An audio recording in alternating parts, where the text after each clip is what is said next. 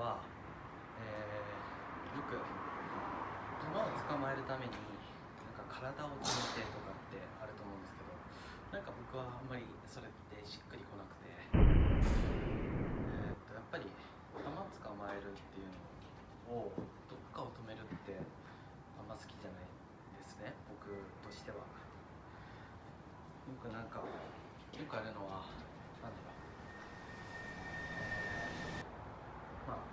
こうやったりとかして左足をこう内側に向けてこうやって打つような、確かに捕まるんですけど、なんか最終的なゴールの道のりが遠くなる、ちょっと時間かかるような気がするんですね。やっぱ球を捕まえるっていうのは、僕は腕をやっぱしっかり振るっていうのが一番大事だと思うんですけど、もうどうでもいいです。こうよくあるのはここから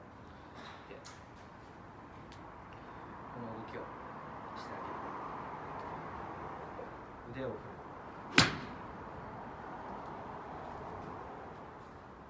で、腕を振るって言ってもなんか難しいですよね。なんだろう、やっぱ腕にも使い方があって、今大体有名なコーチの人たちとかもこうちょっと見させてもらったりとかすると、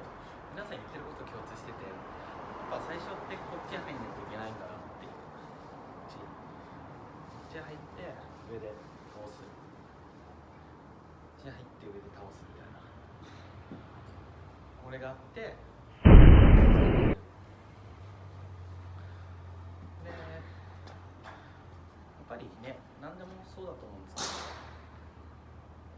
けど、例えば僕ちょっとテニスやったことないんですけど、テニスとかも来たボールに対してこうやって振り上げないと思うんですよね、腕を。こうサーブ打ち返すときってこう入ってるのをやるといいんですよ。でゴルフも一緒で、一回こっちに入れる動きってすごい重要だと思うので、こういう動きですよね、やっぱりね。ただ最初こう上げてくださいってわけわかんないと思うんで、僕はもうここで形作っちゃいますね。この形作って練習してもらったりとか、まず腕をって振ってあげる。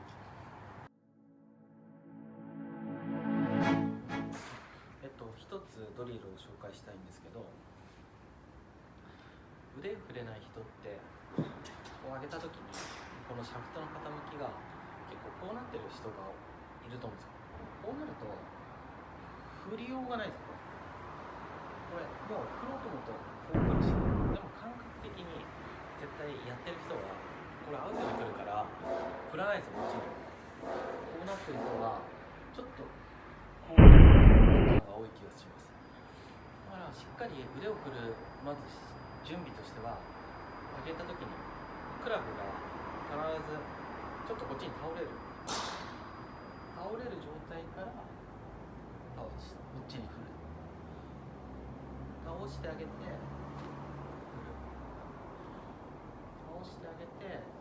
振るっていうのを練習としてやってもらうと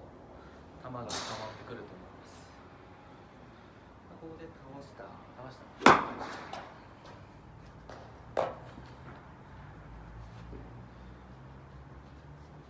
こで倒したのを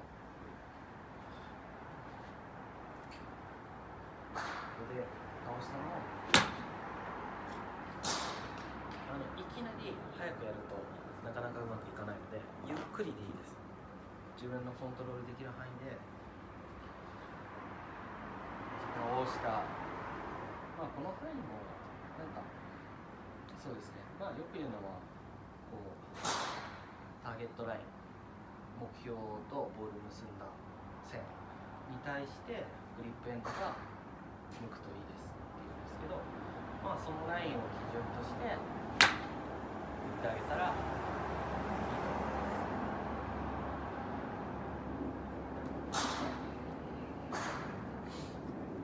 ターゲットラインがこ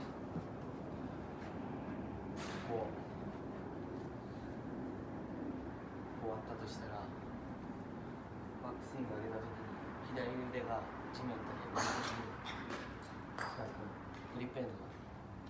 ターゲットラインになくで打ってって今度右腕が地面と平行の時にグリップエンドがターゲットラインになく、そうするとここのラインがすごい綺麗になるし、腕もしっかりね、ここからここでターンができてると思うので、球は自然と捕まってくると思います。ご自宅でこういうチェックだけ、スイングのチェックだけでもすごくいい練習になると思うので、ぜひ試してみてください。ありがとうございました。